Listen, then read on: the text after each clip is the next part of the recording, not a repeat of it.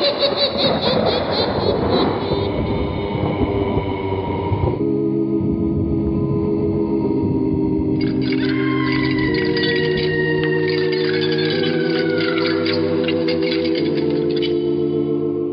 Mysterious Old Radio Listening Society podcast.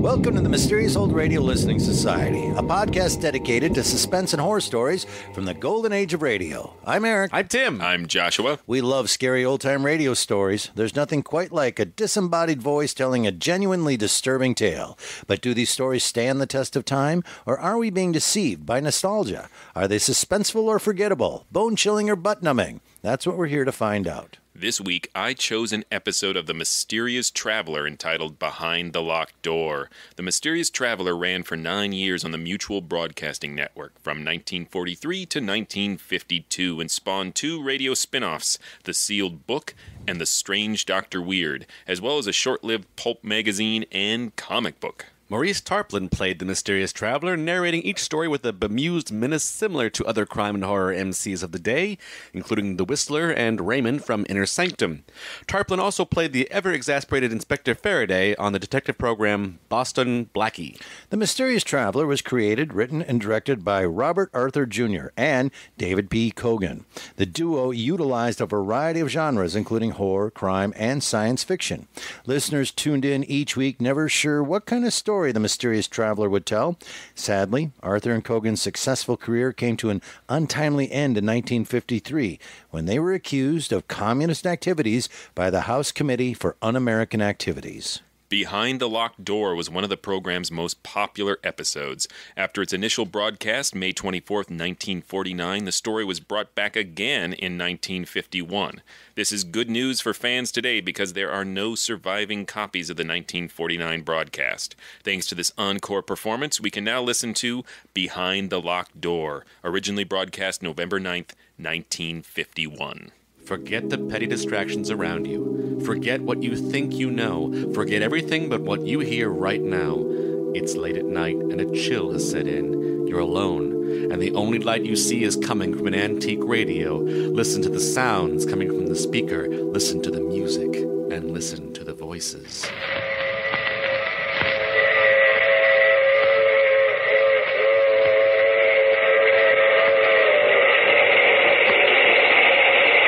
The Mutual Broadcasting System presents The Mysterious Traveler, written, produced, and directed by Robert A. Arthur and David Cogan, and starring 2 of radio's foremost personalities, Lyle Sudrow and Robert Donnelly, in Behind the Locked Door.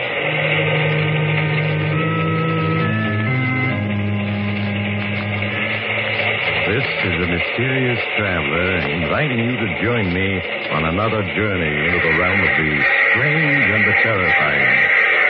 I hope you will enjoy the trip, and it will thrill you a little and chill you a little. So settle back, get a good grip on your nerves, and be comfortable, if you can, as I bring you the strange and chilling stories so many of you have asked to hear again. I call it Behind the Locked Door.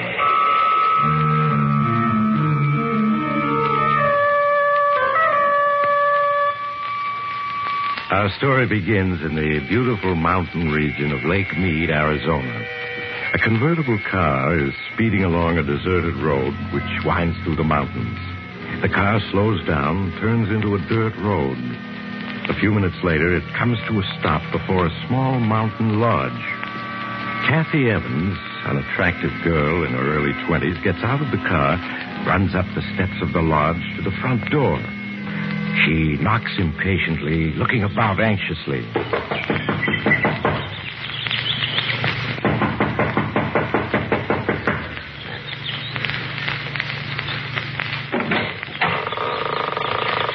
Yes? Martin, Kathy. I thought I'd find you here. Aren't you going to ask me? Go away, Kathy. Martin, what's wrong? Go with away. you? Go away. Not until I find out what this is all about.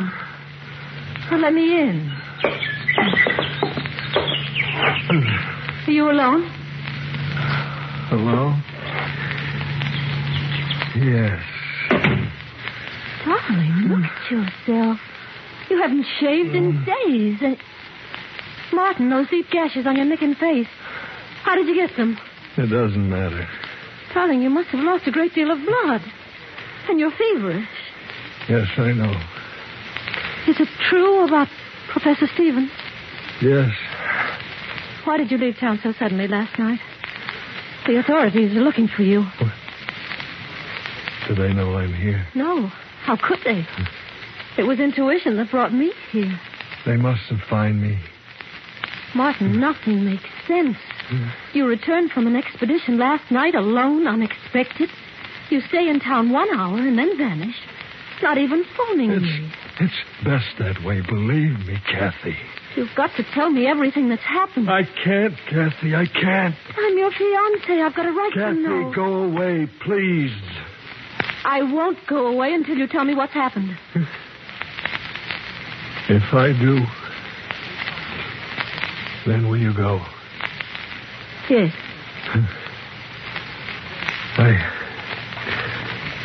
I don't know where to begin. I suppose if you can say it had a beginning, it was that day a little over 2 weeks ago in Professor Stevens' office.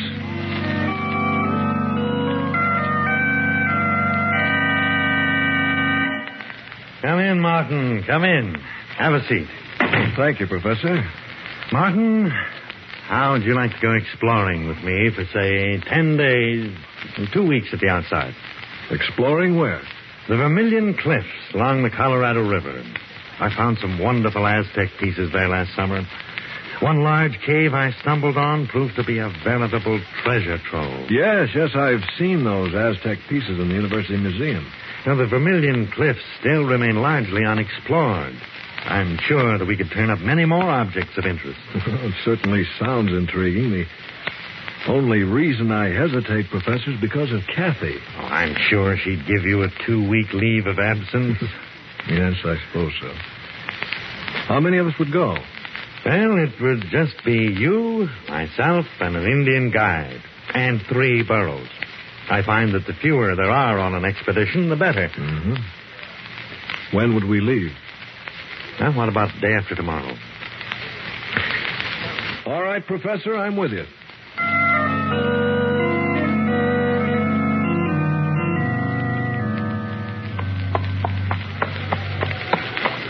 So these are the Vermilion Cliffs, Professor. Yes. An awe-inspiring sight, aren't they? Well, they're as breathtaking as the Grand Canyon itself. I had no idea they towered so high. Yes, they make you realize just how insignificant man really is. Yeah. Now, this region is so desolate, Martin, that it's all but unexplored. That's why I'm drawn to it time and time again. Yes, I can understand that. It represents the challenge of the unknown. Careful, Martin. You'll get the exploring bug. Oh, I've already been bitten, Professor. Well, if you're going to be an explorer and an archaeologist, I'll have to start teaching you the fundamentals of the profession. Sam, this seems like a good spot. We'll camp here for the night.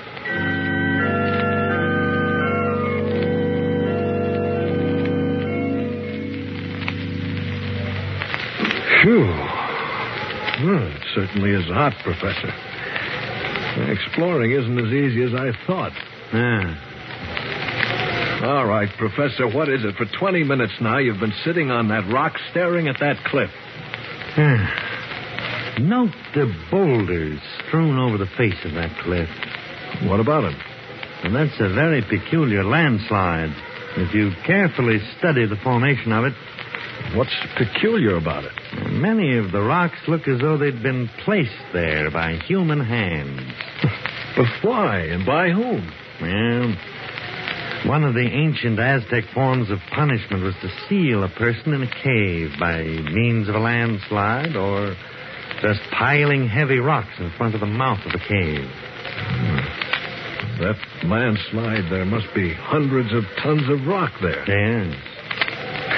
Well, fortunately, we're prepared for it. Is that why you brought the dynamite along? Yes. Probably all we'll find will be a skeleton. In that case, it'll have been a waste of dynamite. However, we'll chance it. Oh, Sam. What do you want? Get the case of dynamite, Sam. I'm going to blast that landslide. Professor, better leave it same way it be. Why? Evil spirit sleep in cave. Better not wake him up. You really believe that? Martin, I wouldn't laugh. Sam may be uneducated, but he senses things that you and I can't even begin to comprehend. Well, now, wait a minute. You mean you believe what he said about evil being asleep in that cave? I wouldn't say that I believe it. But nevertheless, I respect Sam's opinion. Sam, I still want to blast that landslide. I get dynamite.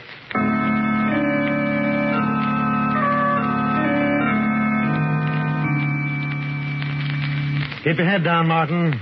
When I set that dynamite off, there are going to be a great many rocks flying around. Don't worry, Professor. I've got cover. Sam, you ready? Yes, Professor. All right.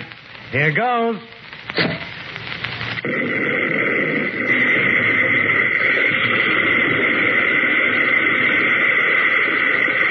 Keep your heads down.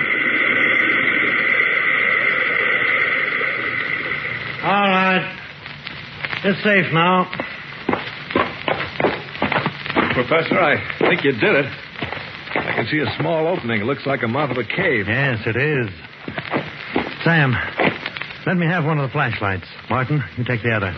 I'll lead the way in. Just as you say, Professor.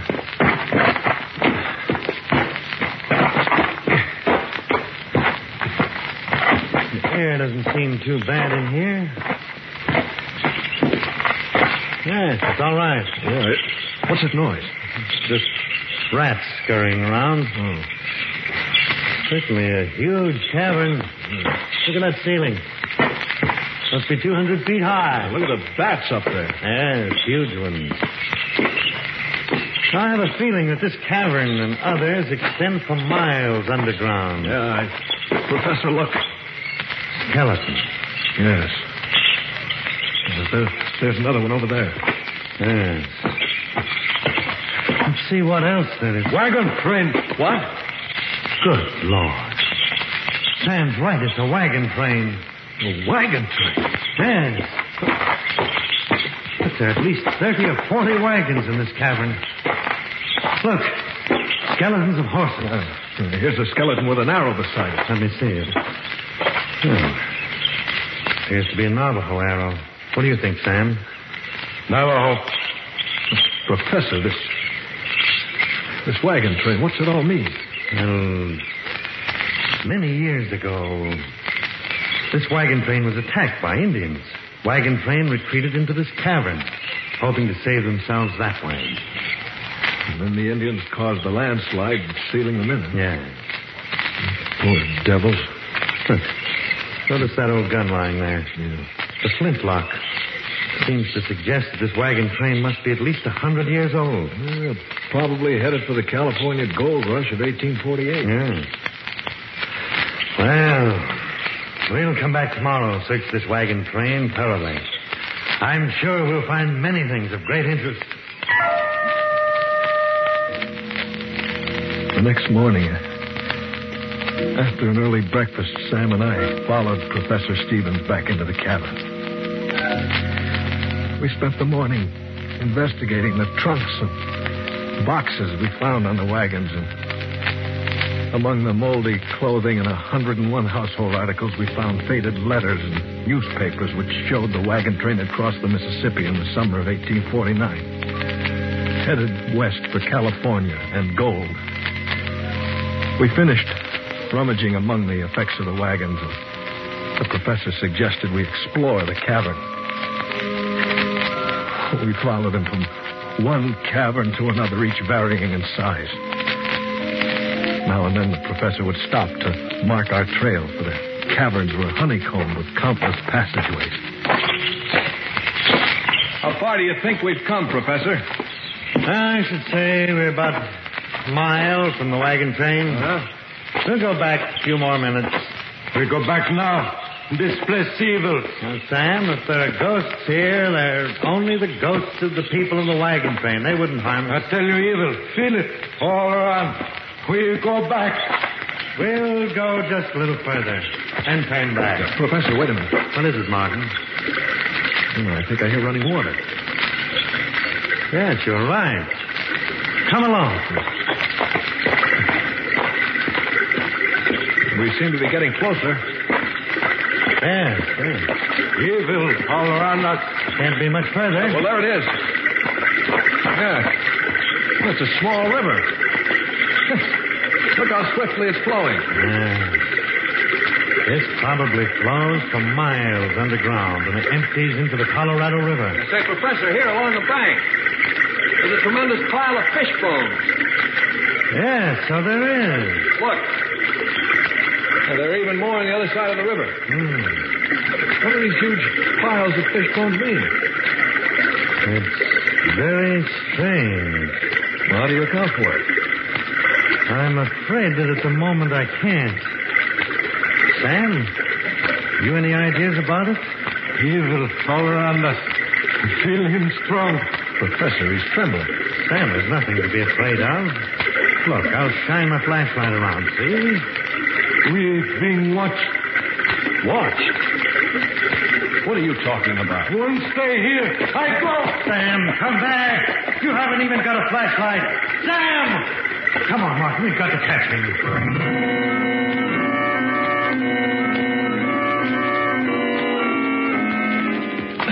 Sam, wait for us. I can still hear his footsteps. We've got to catch him. He'll do himself a serious injury running in the dark like that. Sam, wait for us. Professor, it's Sam, screaming. This way. The fool's probably broken his leg. No, that sounds more like a fight. Fight? Who could he possibly be fighting with? I don't know. He stopped. Sam, where are you? Keep shining the flashlight around. It can't be much further. Sam! There he is. Yes.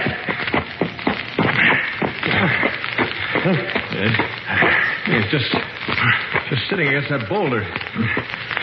His head down. Sam, give me a hand with him. Good Lord. His face. Nick. Yes. Who could have done this to him? I don't know. Yeah, but there must be an explanation. There has to be. Martin, I have a theory. But it's so incredible. I can't bring myself to voice it. Tell me. Martin, you'll think I'm insane. Tell me. What if the people of the wagon train, or rather the descendants, are alive here in these huge caverns? Oh, that's impossible. Why? Picture what happened the day the 150 people or so were sealed into this mountain with the Indians. What would have been the first thing they'd have done? Try to dig their way out. Exactly. They start digging and find there are 100-ton boulders blocking the entrance, and they have no dynamite. They're forced to give up. Yes? They spend days looking for another way out, fail to find one. The day comes when all their food is gone. Starvation sets in. All right. Then that would mean they would all die. Not necessarily. The strongest of them stumble along in the darkness and find the underground river. They catch an abundance of fish and are able to survive. The huge fish bone piles along the river. Right. The river was an everlasting supply of food. They continue to live by the river in the dark. Some probably went insane, died. Others adjusted themselves to their new environment. Professor, you think those handful of survivors have descendants who are alive today inside this mountain? Yes, Martin. And it was one of them who clawed Sam to death. What can those descendants be like? Being born and living in darkness. I can only guess. I should imagine they'd be blind or near to it. But their other senses would be remarkably developed. Their physical appearance. I don't know. It's not like a nightmare. A nightmare you can't awaken from. What's to prevent them from attacking us? Our flashlights, for one thing. I'm sure light frightens them, just as fire frightens animals. Fortunately, I have a revolver. Well, we better move on. Wait a minute. What about Sam? There's nothing we can do for him now.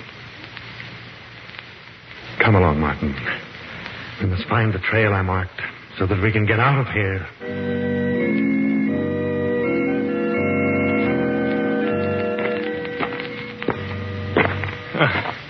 Seems we've been searching days for the markings you left. Yes. Actually, it's been 10 hours. Listen. What? The river. Yes. Yeah. Come along. Yeah. Once we reach the river, we'll be able to pick up the trail I marked. Well, we're getting closer. Yes. There it is. Here we are. Look, Martin, there's my marking on the passageway. We found the trail. Yes. Martin, 2 a.m. We'd better rest for a few hours. We're both too exhausted to go on right now. It's one of us stand guard while the other sleeps. All right.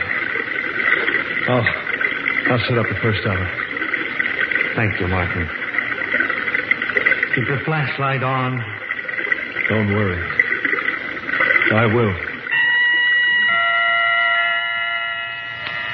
In a matter of minutes, the professor fell asleep. I sat on guard, flashing my light slowly around the huge cabin. I looked at my watch, and the seconds seemed like minutes, and the minutes like hours. My eyes grew heavy, and I finally dozed off.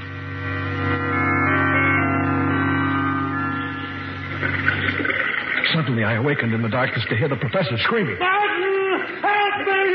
Turn on the flashlight! Trying frantically, I fumbled in the darkness, but I couldn't find it. And suddenly, I was shot. By the flashes of the gun, I could see the professor struggling with a huge, dark figure. And suddenly, all was quiet.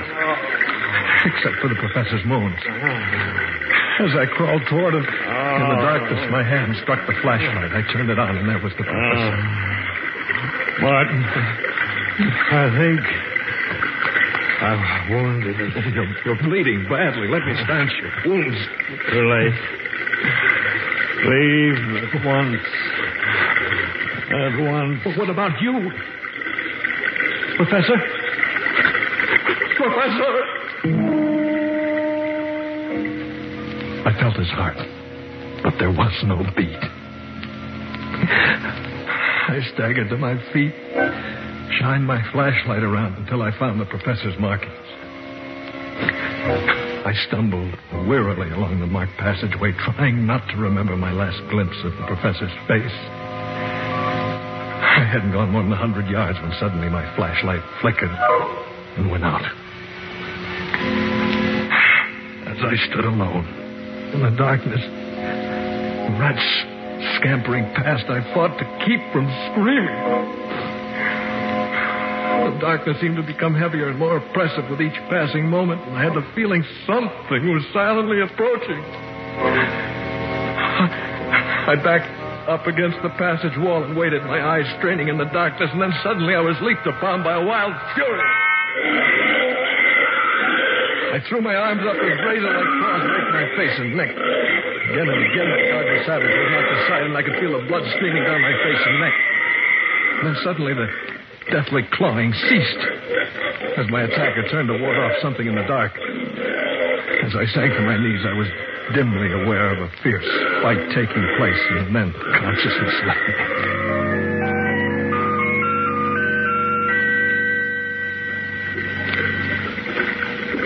Later. How much later, I have no way of knowing. I became aware of a heavy, calloused hand washing my face and neck with water. I winced in pain as the water flowed into the deep cuts, and then suddenly I remembered all. And remembering all, became aware of the calloused hand washing my face and the presence of someone beside me in the darkness.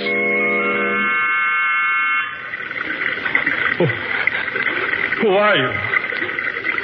For a moment, the hand hesitated, then resumed washing the neck. Oh, can't you speak? Say something. A noise came from its throat that was more that of an animal's than a human being. If I could only see you. Do you have a name? It spoke. It seemed to repeat the word name, though I couldn't be sure. And faint from the loss of blood, I closed my eyes and fell asleep.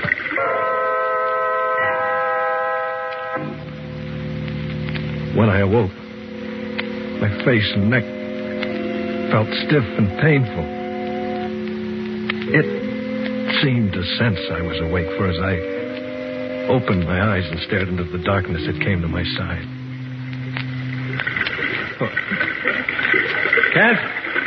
Can't you understand anything at all? Don't my words make any sense to you? Why did you save my life? My hand brushed against its hand, and I could feel the sharp, claw-like fingers on it. I reached out in the darkness. As I touched its face, it bit my hand. I tried to get to my feet, but it placed a strong hand on my shoulder and held me down. At that moment, I realized that not only was it my savior, but my jailer as well. I lost all track of time. Now and then, it would leave me, and I would cautiously get to my feet to steal off, but no sooner had I taken more than a few steps than it would be there at my side, forcing me to return to the bank of the river. I spent my every waking moment trying to think of a way to escape. And then, when my despair was greatest, an idea came to me. The professor had said that the underground river I lay beside emptied into the Colorado River. Though the odds were 100 to 1 against my surviving, I knew it was the only possible way of escape. Slowly, I crawled a few remaining feet to the edge of the river and, leaning over, started to wash my face. I could sense that it was watching me. I leaned forward a few inches more and fell into the river. As I came up for air in the swift-flowing water, I heard a splash beside me. A moment later, I felt its arms around me. The current swept us along with breathtaking speed, and as we clung to each other, I discovered that it couldn't swim. For what seemed hours, the river swept us along in the darkness, and I felt myself losing consciousness as I attempted to keep the two of us above water.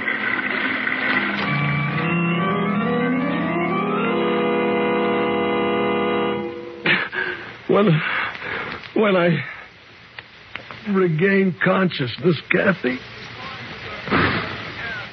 we were both lying on a sandbar in the Colorado River, and the sun was beating down on us. Darling, you're delirious from your wounds. You need a doctor. I wish it were simple as all that. You're feverish. You need care. Go away, Kathy. Go away. How can I? Leaving you alone like this? Don't you understand? I'm not alone. She's here. She's here? Yes. Didn't I tell you? Turned out to be a she. You're out of your mind. You don't know what you're saying. When I first saw her that first time, lying unconscious on that sandbar, my first instinct was to leave her there, but how could I? She had saved my life in the cavern and then jumped into the river when she thought I was drowning, even though she couldn't swim herself. Martin, I want you to get a grip on yourself. Just as I was dependent on her in the dark, she's dependent on me in the light. She's blind. She can't speak, yet she... Stop talking like that. You can't believe it's true, can you, Kathy? Neither could I at first. What are you staring at? Is there anyone in that bedroom? Well, I'll soon find out. Why is the door locked? She's in there. Martin, you're sick. You don't know what you're saying. I'll prove to you there's no one in that room. It's just your imagination. Give me the key to the door. Kathy, go Give away. it to me. Thank you. Perhaps when you see the room is empty, you'll be willing to return to town for medical treatment. There. I told you.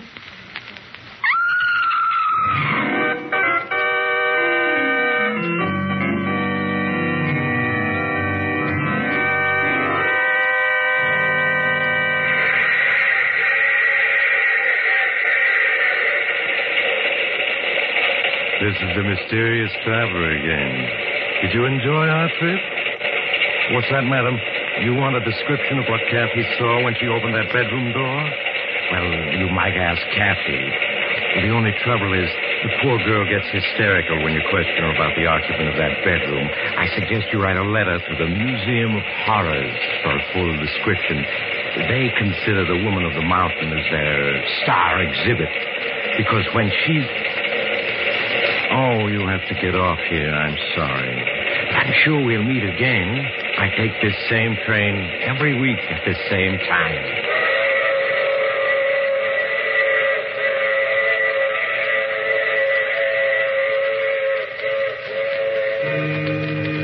You have just heard The Mysterious Traveler. You may now enjoy other exciting adventures of The Mysterious Traveler in the current issue of The Mysterious Traveler magazine. In our cast, Lyle Sudrow, Ann Shepard, and Robert Donnelly, with Maurice Traveler in the title role. Phil Tonkin speaking. This program came to you from New York. Mutual's ace commentator Cecil Brown, currently on a 3-month fact-finding tour of the world, heads for the Orient on the last lap of his history-making trip. In these last weeks, Mr. Brown will bring you on-the-scene reports from such tinderbox areas as India, Hong Kong, Hawaii, Japan, and Honolulu. You won't want to miss any of the eyewitness accounts by this able commentator of the latest happenings in these headline-making spots of the world. Be sure to listen to the news reports of Cecil Brown over most of these stations. This is the Mutual Broadcasting System.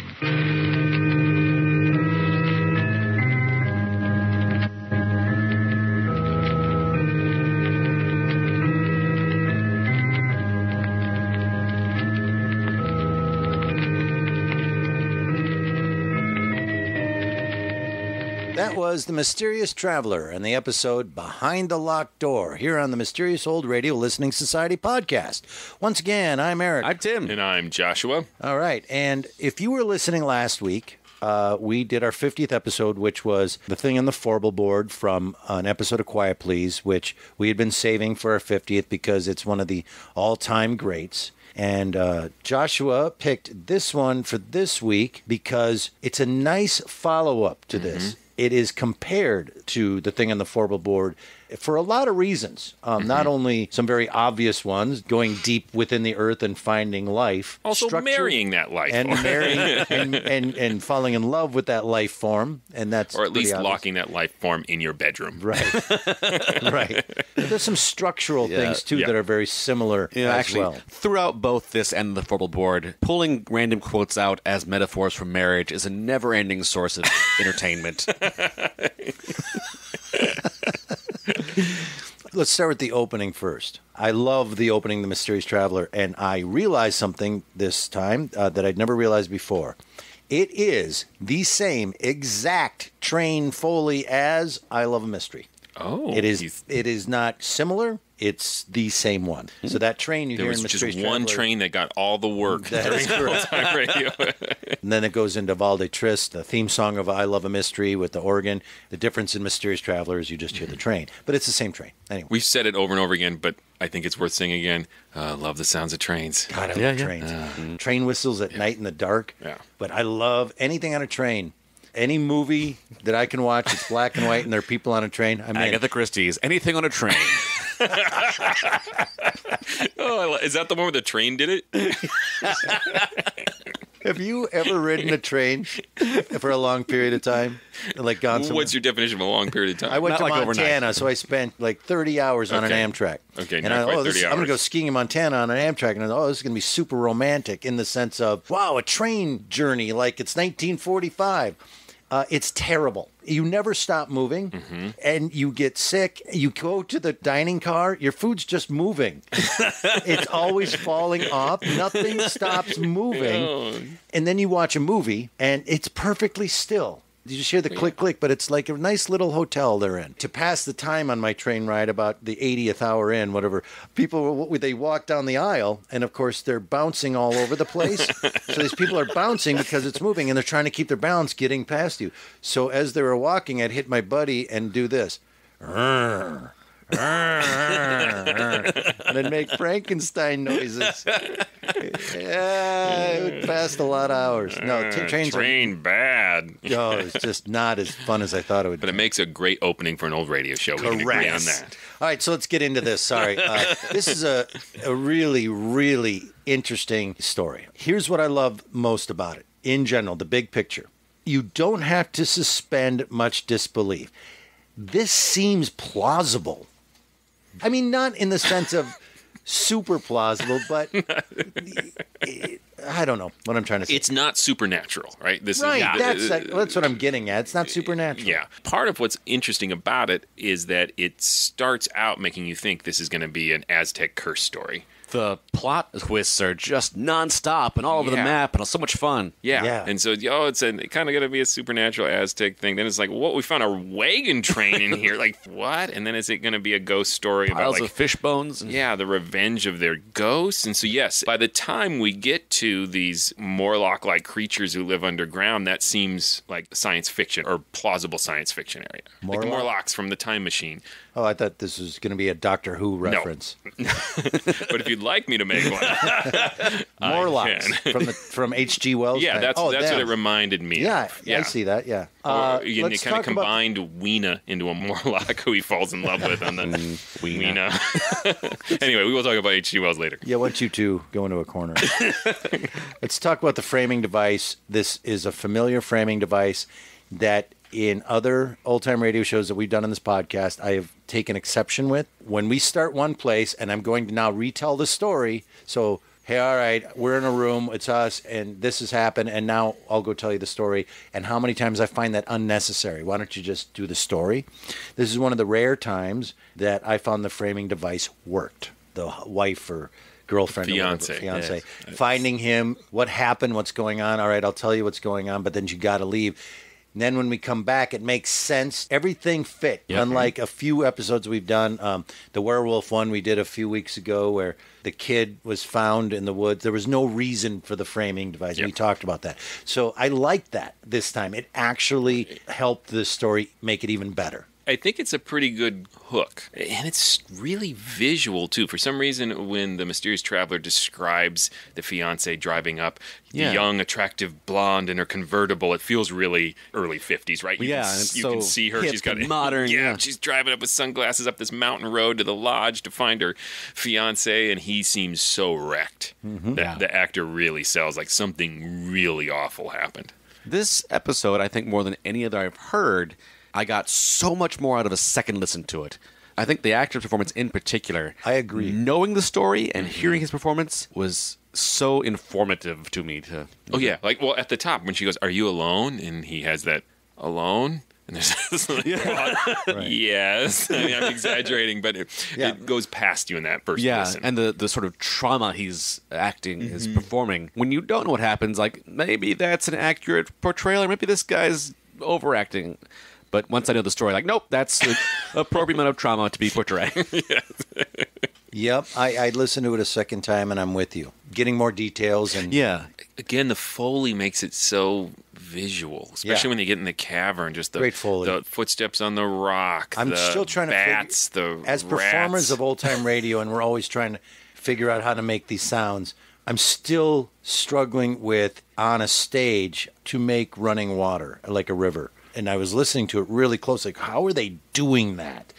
And all I can think is it's got to be a bucket and some kind of wheel that's, It's just something. perpetual but water, it like a really fountain. sounded like Yeah. a river. It was fantastic. I have one Foley critique. The explosion. The burros. Those were the fastest burros. Those guys were just moving. Someone was doing a horse Tick, tick, tick, gallop, tick, tick, right? tick. Yes, yeah. And Yeah. the burros were just these sprightly dancing burros. I'm no burro expert, but that seems brisk. like the Fred Astaire of burros. There's a line at the beginning that gave me pause. And he's, well, you want to blow this one up? I don't know. Could be a waste of dynamite. Isn't that what you brought it for? What do you mean a waste of that? Well, he says just finding some skeletons would be a waste of dynamite. And it Right. seems like they're skeletons. But it's pretty cool. Is this during the great dynamite shortage? Blow it up. See what's in there. Bring a lot of dynamite. Isn't that what you do? Well, he is a I wanna professor. blow something up that's cool. Yeah. Oh, I just saw one of my notes. I want to bring it up. Professor Stevens talks a little bit like Peter Sellers in the Pink Panther. Yeah. Yes. A little bit of. He's pushing it a Would little. you like a room? His voice seemed a bit much, but it's a testament to the story. Like, it distracted me when he was first introduced. And then once we get into that cave, Yeah. either Don't care. he doesn't do it as aggressively as he's been doing it before, or it's just you're so engaged in the story, I forget. The accent or whatever it was did get less as the story moved on, especially after he died. Could barely notice it then. So I love this episode overall. I have 2 bones to pick. Fish bones? Ah! Yeah. Number 1 is Sam, Indian guide. It's a little bit of a stereotype. I got to call him on it. Well, was he supposed to have like a Jewish guy? I mean, what makes sense? Well, it's not that necessarily that they make Sam to be a terrible representation of Indians, but it's the stereotype. Also, poor Sam. Initially, they say we shouldn't blow apart this cave-in, and the professor says, Sam knows things we don't. I value his opinion, and then ignores everything Sam says You're absolutely from right. that point on. He literally almost says at one point, excuse me, once again, the evil is all around us. And as is unfortunately typical for horror stories, when a person of color points out danger, the person of color pays the price when other people don't listen. Listen to him. Right. Yep. I mean, in all fairness, they all pay a certain price in here Yes. eventually, but he Yes. should not have, is your point. Sam's Sam his should have quickest- escaped. Yes. Yes. But to be honest, or to be fair, I should say, Sam had every opportunity to go, I'm out. Yeah. You going deeper? Not me. I'll be at the front with my tap dancing burros. So I like the vivid imagery of how long this wagon train was. It was over a mile long, 30 of them, right? yeah. And how big then, in your head, the cavern gets. So they blow it up, they Yeah. go in, oh, it's a wagon train, and in your theater of the mind, you create what this looks like. And it got bigger, but then when you find out, oh, yeah, that would be like a mile long. How big did the cavern then get? And you went, where are we? We were in a subterranean universe, which made it really cool. Yeah. Like it just kept getting bigger and bigger. And then you walk so far that you don't hear the river. And they thought it was plausible that the pioneers that were in there didn't know the river down there till they ran out of food. Yeah, and I think that's the genius of this episode is that discovery of the wagon train. It just elevates it to something really original. You get this really bizarre image based on 2 things that we can easily conjure in our mind, but they just don't go together. We know what a wagon train looks like, and we know what a giant cave looks like, but putting them together, you've entered another realm, and there's something eerie about it, and it's a great moment. Now, here's my second bone to pick. Oh, I'm sorry. I thought you had two. I thought both your bones were related to Sam. Sam. No. The hypothesis that 100 years ago, these pioneers got trapped in this cave, Oh, are you going to pretend to understand evolution now, Tim? and that their you- descendants... they couldn't evolve in 100 years. Yes, exactly. To describe how freakishly I have evolved compared to my grandparents. Well, with you, it's true. Yeah, fair enough. I mean, your grandparents are weird looking, and you're And a his very appearance. handsome man. Ugh. Well, I think you're right in the sense that they could have been Then you it know, only- animalistic, but When not, I stop to think about it, it's ridiculous. It doesn't hit me in the story, but like Right. 100 years. You're right. She didn't need to look weird. Some of it, I think, might be our own minds filling this in. They never say evolved. They never use that word. They never describe other than having long, sharp fingernails and coarse hands, and that they can't see. And that might make sense if you've never had any light reach your eyes that you might be able to see. And I think we're conjuring a beast. He describes something big and dark. There's a size maybe, but it could be him being frightened. But he never, ever, ever. I'm with Tim though. I came away with the feeling that they were grotesque. I thought that was the word I even heard. Well, he makes much mention of their appearance, and he doesn't want to talk about it. Like, what would their appearance be? Mm-hmm. And they speculate about it as if it was something that would be radically different than a human. Yeah. Right. What does that look like being raised in darkness? Pioneers are naturally ugly. Yeah, they were terrible stock that they come from. But I mean, you're born and raised in darkness, and so like it leaves you to conjure your own image. They could be really, really crazy and grotesque and really different from humans, or they could just be unshowered, blind, have lost. I don't know where they would lose the ability to speak, though. Look at Beyond Thunderdome, right? I mean, the kids lost verbs within 20 years of the apocalypse. Kids these days. Thanks, Grandpa 80s. Clockwork Orange, right? Everybody loses the ability to talk right.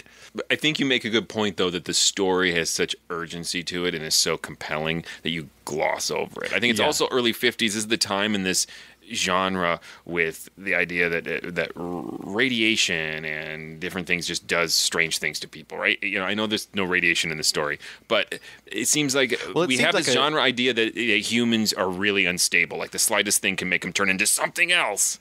In the storytelling logic of trapped in a cave for a long time, makes total sense, and I go along with it, and it's only when I stop to actually put things together does it not make sense.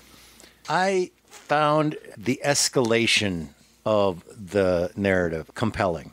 That it starts, of course, with at the door, what happened to this guy. The fact that they found a wagon train trapped is cool. But that's just the first and twist. It's the first, and then these Navajo Indians did this to them, which is kind of a step 1A, and that's kind of a cool discovery. And then Sam? You know, there's evil in here, and it just keeps building to the point where they figure out what's going on. Then the professor gets killed, and then he gets taken, what he thinks is prisoner by one. And then he escapes. It just keeps going. Yeah. There seems to be a number of times that could have been the end of the story, and I like how they just kept adding layers till we get to the point where he's taking it home and likes it, I think, right? Did he marry it? Well, he doesn't say he married it, but the implication here, now here's where we get into the thing of Forbeboard area. He has locked it in the bedroom, and obviously of all the rooms to choose where to lock it, that implies something in 1951. Right, because and if marriage. Yes. That's because the bathroom is where the cat that doesn't litter box trained goes. Yes. So, and he's telling his fiance to go away. So, I mean, I think he feels this is a relationship. What does she see? Mysterious Traveler himself asks us that at the end. Yep. What did she see? You know, and it's a great question. And I think that also leads to what Tim is saying, that obviously some kind of grotesque nature to her. Yep. We don't get her described because she's so... You wouldn't scream if she was just like a dirty kid. There's also some philosophy going on here. There's a lot of Plato's allegory of the cave going on. You know, the idea of if you take people and you don't expose them to anything else, what will they still be humans? So are we innately human, or is it a learned thing? Are we who we are because that's who we are? You know, and what is reality? Is reality what we deem it to be, or can it be anything? And the allegory of the cave explores all of that. Like, and if you remove people, what becomes your reality? Then that is reality. And these descendants have become bestial, but this she thing has been compassionate, has taken pity on him and that speech nurse where him. He figures it out is really it works so well, at least because for myself, I just bought as writ that she's keeping a prisoner. Yep. Not that she had taken him as a companion. Yeah. Nope. But he goes even farther to say, just as I was dependent on her in the dark, she's dependent on me in the light. And it doesn't have yet. Maybe things will get ugly like the thing on the Forbeboard. It doesn't have all the like taking people prisoner and killing them and feeding them to her and stuff. Right. But he's not Beyonce. super.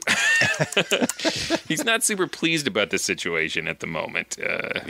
but he'll get used to it. Yeah, there's a thing where I don't. Marriage is about compromise. There is a thing about the ending to this that leads me also to believe that this isn't about him being in love with her. He says, "What did you want me to do? I couldn't just leave her there. She saved me."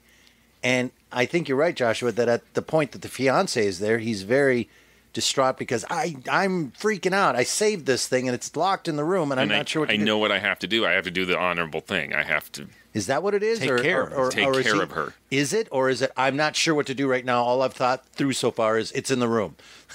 Well, I think he says she's dependent on me. I don't think he's made his final decision. To stay alive, but not to have babies or, buy a house. I think we're talking here, it threads the line between what is literally going to happen and what is thematically happening here. Again, I think it has some level of that sexual horror to it, and I think that's implied by behind locked doors, and it's supposed to be a taboo. I think it's supposed to, the horror of it is being obligated to this creature in a possibly matrimonial way, like the thing on the four-wheel board. But it's less explicit. It suggests these things, whereas the thing on the four-wheel board just states them.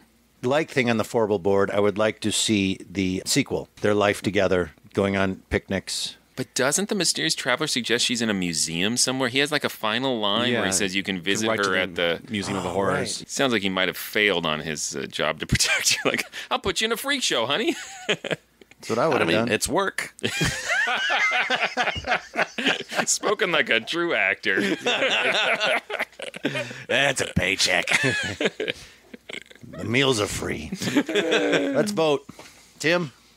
It's excellent. I like it so much. If it weren't for the thing on the four-wheel board, it might be remembered as even better, more well-loved. I will go with you on that. I think that it unfairly is compared to that. I think I like everything about this. I loved the entire story. I loved the acting. I loved the Foley. I loved the storyline. I loved the suspense. I loved the layers of it. I loved the ending. It's a classic.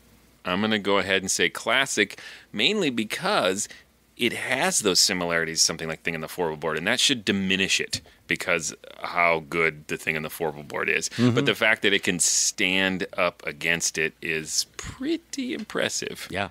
And it did come out afterwards, about a year after the Thing on the Four-Wheel Board. It's got similarities, but it also has enough differences. Mm-hmm. You know? Mm-hmm. All right. Well, thank you so much for listening to episode 51 of the Mysterious Old Radio Listening Society podcast. If you want to learn more, go to ghoulishdelights.com. You'll find other episodes of this podcast. You'll also learn more information about our live shows because we can be seen performing live versions of classic old radio scripts. In fact, we can be seen this September and October at the James J. Hill Center performing live radio shows. That's in St. Paul. You can also go to iTunes and write a review of this podcast. Based on the fact that we ask you to do it every single week, you might get the idea that it's important to us. Please do it. Tell us, do you want us to just do shows about strange marriages between men and she creatures? Let us know, because that might become our new thing. Right. And if you've already done that, there's nothing stopping you from making up new handles or whatever they call it in the internet. Yeah, write a new review. As many as you want. Just keep them coming. All right. Our next episode is going to be my pick. And we're going to be listening to an episode from a series called The Columbia Workshop. And the episode is called Carmilla. Until then... Look out! I won't dance, don't ask me. I won't dance, don't ask me. I won't dance, madam, with you.